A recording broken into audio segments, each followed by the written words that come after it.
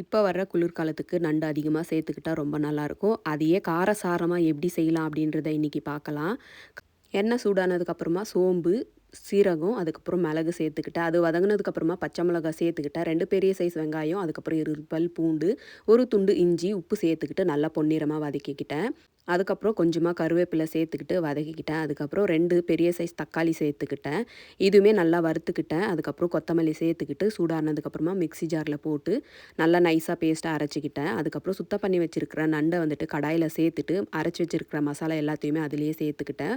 1 tumbler தண்ணி விட்டுட்டு நல்லா கலந்து விட்டுக்கிட்டேன். அதுக்கப்புறம் மசாலா எல்லாமே ஆட் பண்ணிக்கிட்டேன்.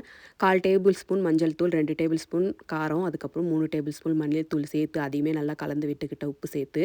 லிட்டு வச்சு க்ளோஸ் பண்ணிவிட்டு 20 நிமிஷம் நல்லா ரோஸ்ட் ஆக விடுங்க. மசாலா எல்லாமே நல்லா வறுத்து வந்ததுக்கப்புறமா இந்த மாதிரி நல்லா திக்காக வந்துடும்.